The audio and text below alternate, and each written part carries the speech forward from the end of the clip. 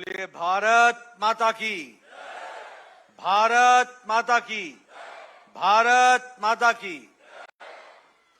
आज के इस जनसभा में मंच पर विराजमान भारतीय जनता पार्टी के लोकप्रिय प्रत्याशी और मेरे प्रिय मित्र पंडित सतीश शर्मा जी,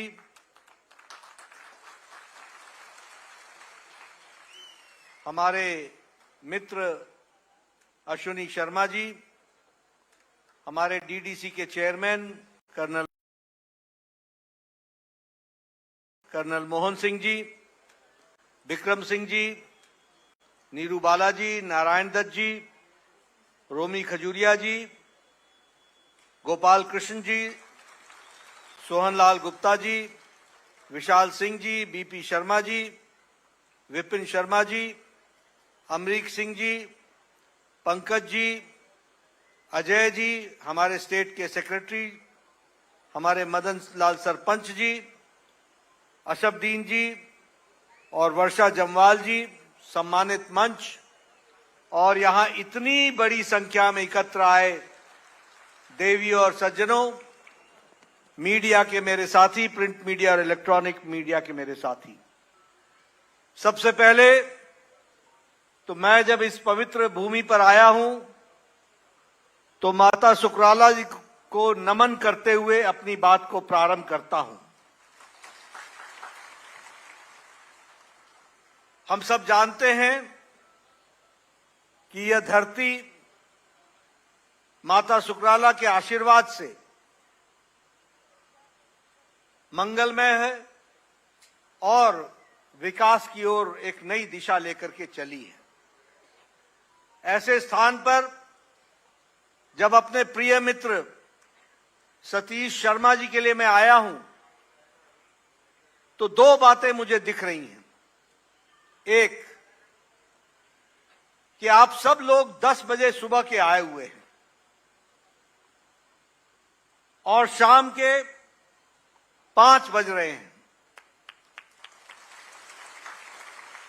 एक भी माता, बहन, बुजुर्ग, नौजवान एक भी अपनी कुर्सी छोड़कर नहीं गया है। यह बताता है कि आपका सतीश शर्मा जी के साथ अटूट प्रेम है।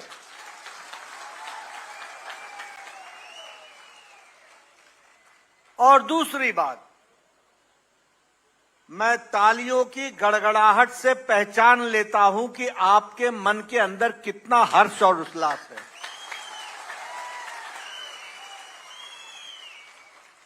ये तालियां सड़क पर भी लोग बैठे, जो खड़े हैं, बैठे हैं, वो भी बजा रहे हैं। ये बताता है कि आपने सतीश शर्मा जी को बिलावर से अपना आशीर्वाद देने का मन बना लिया है। इसके लिए मैं आपको विशेष करके धन्यवाद देता हूं। लेकिन मैं चाहता हूं सिर्फ आपका वोट ही ना आए। आप यहां से जब दूर अपने गांव को जाएंगे, मुझे मालूम है कि आपको जाने में 1.5 घंटा, 2 घंटा, 3 घंटा लगेगा, सूर्यास्त हो जाएगा, रात हो जाएगी। पर जब आप अपने घर जाएं तो मोहल्ले में, कस्बे में, इलाके में, गांव में, पंचायत में मोदी जी का एक संदेश जरूर पहुंचाइएगा कि अब कश्मीर मुख्य धारा में चल पड़ा है, इसको आगे ले जाना है, इसके लिए हमको काम करना है। बोलिए, ये संदेश पहुंचाएंगे? जरा जोर से बोलिए, संदेश पहुंचाएंगे? मोदी जी की राम राम पहुंचाएंगे? सतीश जी को विधानसभा में भेजेंगे? मित्रों, मैं यहां यह भी कहना चाहता हूं कि जम्मू कश्मीर का बहुत पुराना संबंध भारतीय जनता पार्टी और जनसंघ से है। एक भावनात्मक रिश्ता है हमारा। कांग्रेस पार्टी, नेशनल कॉन्फ्रेंस ने हमेशा जम्मू की धरती के साथ दगा दिया है, इसको छला है, धोखा दिया है, गुमराह किया है।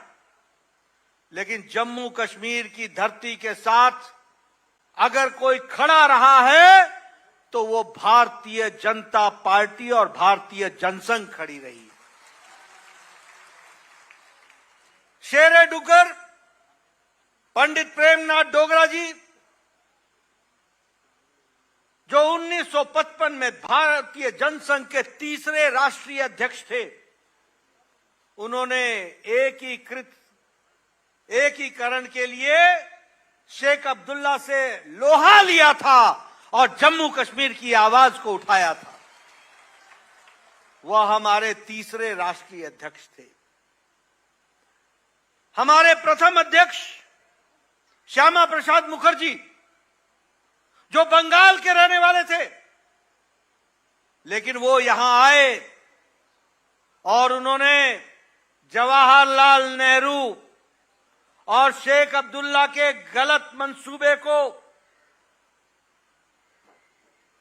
चैलेंज किया और कहा कि धारा 370 जम्मू कश्मीर के लिए अच्छी नहीं है। एक देश में दो प्रधानमंत्री नहीं हो सकते, एक देश में दो निशान झंडे नहीं हो सकते, एक देश में दो संविधान नहीं हो सकते। और उन्होंने कहा एक देश में दो निशान, दो विधान, दो प्रधान नहीं चलेंगे। उन्होंने 11 मई को लखनपुर में बिना परमिट के जम्मू कश्मीर में अपनी बात को कहने के लिए आए, उनको अरेस्ट कर लिया गया और 23 जून को संदेहास्पद स्थिति में श्रीनगर में उन्होंने अंतिम सांस ली और वो बलिदान हो गए। इसको भी हमको याद रखना चाहिए। लेकिन उनकी लड़ाई जारी रही। हम जनसंघ से भारतीय जनता पार्टी बन गए और 2019 में 5 और 6 अगस्त को प्रधानमंत्री मोदी जी की इच्छा शक्ति और अमित शाह जी की रणनीति ने धारा 370 को धाराशाही कर दिया और एक देश में एक निशान, एक प्रधान, एक विधान बना करके दिखा दिया। इस बात को भी हमको ध्यान रखना चाहिए। मित्रों, यह चुनाव अपने आप में बहुत अजूबा चुनाव है। यह पहली बार हो रहा है कि श्रीनगर की घाटी में जहां 8% वोट पड़ते थे, आज 58 और 60% वोट पड़ रहे हैं। कोई भय का माहौल नहीं है, कोई आतंक का माहौल नहीं है, कोई टेररिस्ट अटैक नहीं है, कोई फायरिंग नहीं है, कोई बूथ कैप्चरिंग नहीं है। लोग निडर होकर के वोट डाल रहे हैं और वोट पहले 2 चरण में 58 और 60% पड़े हैं। इसलिए जिन लोगों ने अपने हाथों में बंदूक पकड़ी थी, उन लोगों ने और उस युवा ने अब बंदूक की जगह पर बैलेट के सहारे अपनी बात को कह रहे हैं। बैलेट के सहारे ये प्रजातंत्र की जीत है। और प्रधानमंत्री मोदी जी ने शांति, अमन, स्थिरता और विकास, इस काम को जोर देकर के आगे बढ़ाने का काम किया है। और इसीलिए जब मैं इसकी चर्चा करता हूं तो यह चुनाव अजूबा इसलिए है कि देखिए धारा 370 का अंतर क्या पड़ा।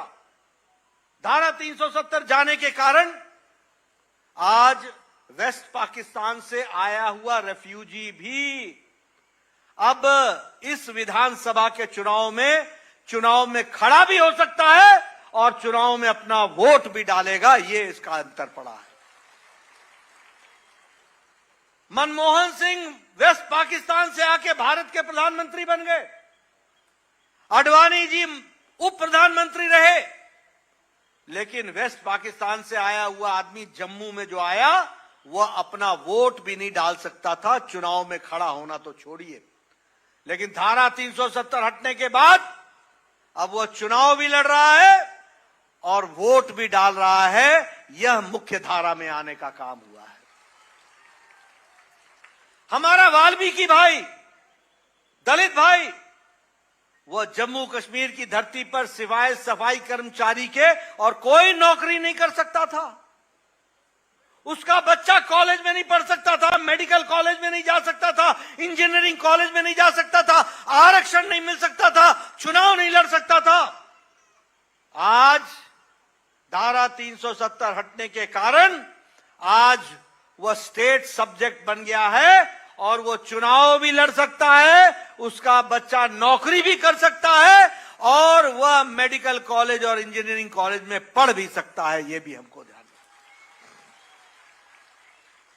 मोदी जी ने हमारे गुर्जर भाई, हमारे बकरवाल भाई, हमारे पहाड़ी भाई, हमारे पाडरी भाई, ट्राइब, इनको वोट देने का अधिकार नहीं था, इनको रिजर्वेशन नहीं था।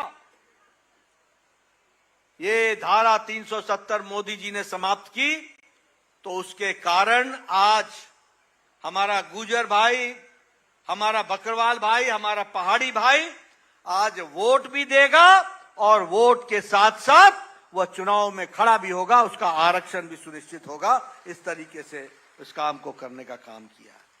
मैं यहां यह बताना चाहता हूं कि ये नेशनल कॉन्फ्रेंस, ये पीडीपी और ये इंडियन नेशनल कांग्रेस, ये कांग्रेस, ये तीनों को एक ही लक्ष्य है और वह लक्ष्य है कि परिवार को बचाओ और परिवार को संभाल करके आगे बढ़ाओ। और मोदी जी का लक्ष्य है कि जम्मू कश्मीर को आगे बढ़ाओ और इन परिवारवादी पार्टियों को घर बैठाओ। इस बात के लिए हमको काम करना है। ये नेशनल कॉन्फ्रेंस में और कांग्रेस पार्टी में डील हुई। डील किस बात की डील हुई? डील हुई कि हम दोनों परिवार पार्टी अपने आप को बचाएं। उनको जम्मू की जनता से कोई लेना देना नहीं है। बताओ, जम्मू कश्मीर की जनता से कोई लेना देना है उनको? जरा जोर से बताओ, है उनको लेना देना? इन लोगों को कोई लेना देना नहीं है। अपना परिवार बचाना है, भ्रष्टाचार चलाना है। आप बताओ, नेशनल कॉन्फ्रेंस ने रोशनी एक्ट स्कैम किया था कि नहीं किया था? भ्रष्टाचार किया था कि नहीं किया था? जे.एंड.के बैंक में भ्रष्टाचार किया कि नहीं किया? जे.एंड.के लैंड के परचेज में भ्रष्टाचार किया कि नहीं किया? आप बताइए, इन लोगों ने क्रिकेट एसोसिएशन में भ्रष्टाचार किया था कि नहीं किया था? मित्रों, आप सतीश शर्मा को जिता के भेजो और बिलावर से और इस जिले से 6 की 6 सीटें जिताओ, हमारी सरकार बनाओ। हम कानूनी तौर पर इनके खिलाफ एक्शन लेंगे और कानून के दायरे में आकर के इनको सजा में पहुंचाएंगे, सजा दिलाएंगे। इस बात का हम आपको विश्वास दिलाना चाहते हैं। मित्रों, इन्होंने जम्मू कश्मीर के साथ बहुत अन्याय किया है। 20-25 साल का व्यक्ति आज पढ़ने से वंचित हो गया। हाथों में उसके गोली थमा दी, हाथों में उसके पत्थर थमा दिया, पत्थरबाज बना दिया। आज आपको जानकर खुशी होगी कि जिस जम्मू कश्मीर से हर साल, जिस श्रीनगर से हर साल 300-400 टेररिस्ट डिक्लेयर होकर के निकलते थे, पिछले 9 महीने में सिर्फ 4 टेररिस्ट निकले हैं। बाकी सब ने मुख्य धारा शामिल कर ली, में शामिल हो गए। इस बात को भी हमको ध्यान रखना चाहिए। लेकिन ये जो कांग्रेसी हैं और ये जो नेशनल कॉन्फ्रेंस है, ये बाज नहीं आते, बाज नहीं आते। ये 1990 की स्थिति लाना चाहते हैं। बोलो, नेशनल कॉन्फ्रेंस ने बोला कि नहीं बोला कि आतंकवादियों को जेल से छुड़ाएंगे? बोला कि नहीं बोला? मैनिफेस्टो में डाला कि नहीं डाला? छोड़ना है क्या? इनको छोड़ना है क्या? अगर नहीं छोड़ना है तो कठुआ जिले की और सारे जम्मू कश्मीर की और इस जिले की भी सारी की सारी सीटें कमल जीतना चाहिए, कमल खिलना चाहिए और सतीश शर्मा को भी भेजना चाहिए। आप बताइए, आपको मालूम होगा एलओसी बॉर्डर पर क्या होता था? यहां से बिकने के लिए सामान जाता था और वहां से नकली नोट आते थे यहां से बिकने के लिए सामान जाता था और वहां से असला आता था। आज नेशनल कॉन्फ्रेंस जिसके साथ गलबाइयां कर रहे हैं कांग्रेस पार्टी वाले, वो बोलते हैं एलओसी पर हम व्यापार फिर से शुरू कर देंगे। करना है क्या व्यापार? करना है? नेशनल कॉन्फ्रेंस बोलती है हम पाकिस्तान के साथ फिर से वार्ता करेंगे, और मोदी जी कहते हैं जब तक आतंकवाद समाप्त नहीं होगा कोई बातचीत नहीं होगी और हम मुंह तोड़ जवाब देंगे, ये हमारे प्रधानमंत्री जी कहते हैं। इसलिए मित्रों, हमको ये ध्यान में रखना होगा कि विकास के दृष्टि से किस तरीके से आज बदलाव आया है। आज घाटी में बोलो, G20 की घाटी में श्रीनगर में बैठक हुई कि नहीं हुई? कार रेस हुई कि नहीं हुई? आप बताइए, वहां पर ये स्पोर्ट्स अपना ये खेलो इंडिया हुआ कि नहीं हुआ? आज लोग लाल चौक पर शाम को 10 बजे 11 बजे फोटो खिंचा रहे हैं। फोटो 2 करोड़ से ज्यादा टूरिस्ट आया जम्मू कश्मीर में, 2 करोड़ से ज्यादा एक साल के अंदर। बोलो, शांति अमन चैन आई कि नहीं आई? रखना है कि नहीं रखना है? इसलिए मित्रों, मैं ये आपको बताना चाहता हूं, चाहे आरक्षण का विषय हो, चाहे विकास का विषय हो, कोई भी विषय हो, उस विषय को बढ़ाने का काम भारतीय जनता पार्टी मोदी जी के नेतृत्व में की है। मैं यहां ये भी आपको बताना चाहता हूं, 10 साल पहले बताओ, 5 साल पहले धारा 370 लगने के पहले प्रदेश में भ्रष्टाचार व्याप्त था कि नहीं था? भ्रष्टाचार था कि नहीं था? आज मोदी जी ने भ्रष्टाचार समाप्त किया कि नहीं किया? विकास का काम चला कि नहीं चला? आज देश आज जब दुनिया की अर्थनीति लड़खड़ा रही है, दुनिया की, चाहे अमेरिका हो, चाहे ऑस्ट्रेलिया हो, चाहे जापान हो, चाहे चाइना हो, सब जगह अर्थनीति लड़खड़ा रही है, वहां मोदी जी के नेतृत्व में ब्राइट स्पॉट की तरह, जगमगाते सितारे की तरह आज भारत खड़ा है। इस बात को हमको समझना चाहिए।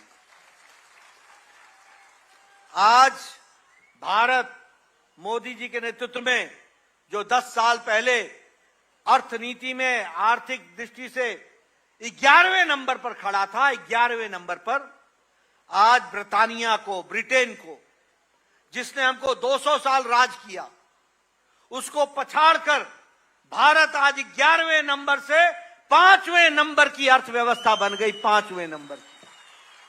और आप जम्मू कश्मीर के चुनाव पर दुनिया की निगाह टिकी हुई है।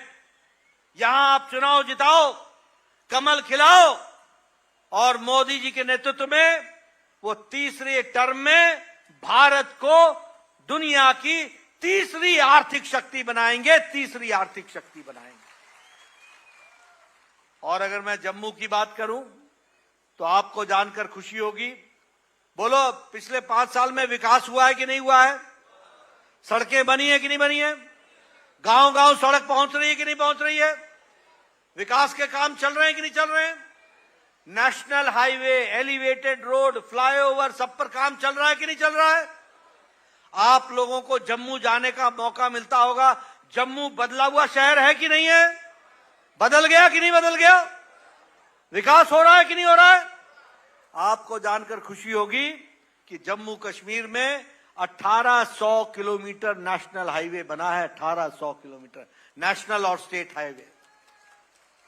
दिल्ली कटरा एक्सप्रेसवे, दिल्ली से कटरा, जम्मू पुंछ हाईवे, चेनानी नासरी हमारा tunnel, Banihal Qazigund tunnel, Zojila tunnel, ये सब विकास के नए काम हो रहे हैं।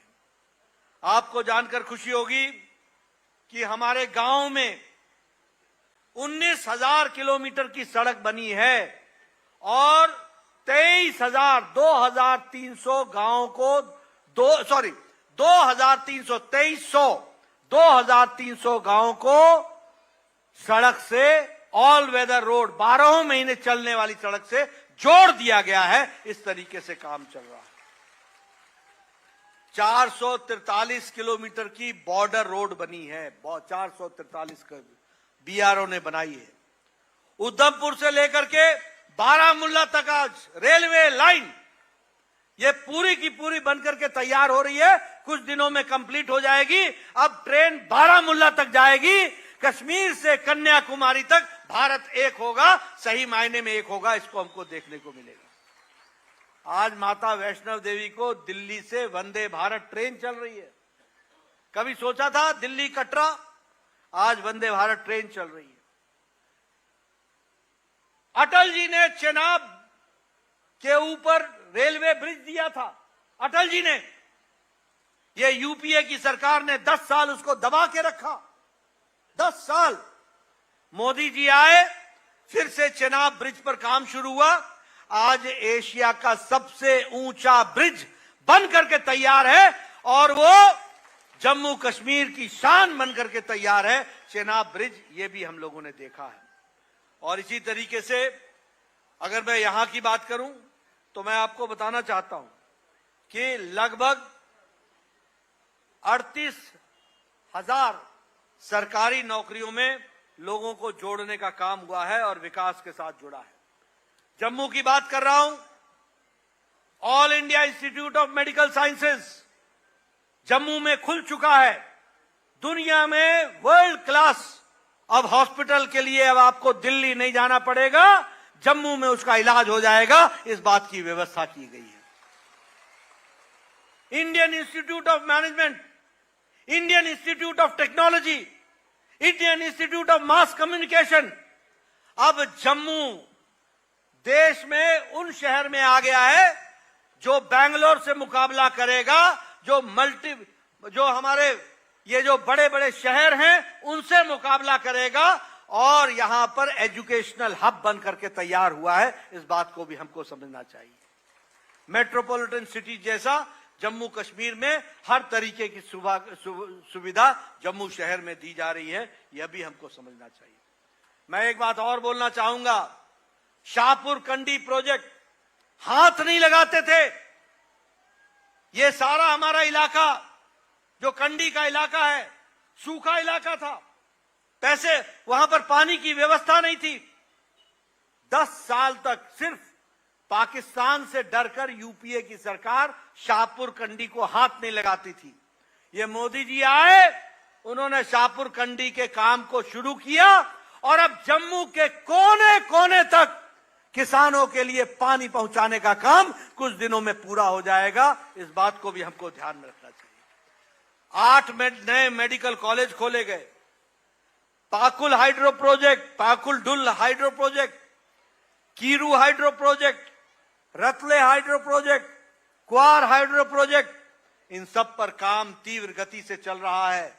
इसलिए जम्मू अब पानी से वंचित नहीं रहेगा और विकास की एक नई गाथा लिखी जाएगी। इस बात को भी हमको समझना चाहिए। आप बताइए, लंबे समय बाद यहां पर हमारे डीडीसी का चुनाव हुआ कि नहीं हुआ? डिस्ट्रिक्ट डेवलपमेंट कमेटी का चुनाव हुआ कि नहीं हुआ? पंचायतों का चुनाव हुआ कि नहीं हुआ? सरपंच चुन करके आए कि नहीं आए? कांग्रेस और एनसी के जमाने में हुआ था चुनाव, हुआ था चुनाव, गोलियां चलती थी, गोलियां चलती थी। आज वहां चुनाव हो रहा है और चुनाव हुए हैं और चुनाव के बाद आज मंच पर भी मैं देख रहा हूं हमारे चेयरमैन, हमारे पंचायत के सचिव, ये सब लोग जीत करके आए हैं, नौजवान नेता बना है। और जब आपके बेलावर में आया हूं तो मैं एक बात का आपको विश्वास दिलाना चाहता हूं। सतीश जी ने मेरे से चर्चा की और उन्होंने कहा यहां पीएचसी दो, यहां सीएचसी दो, अस्पताल को ठीक करो।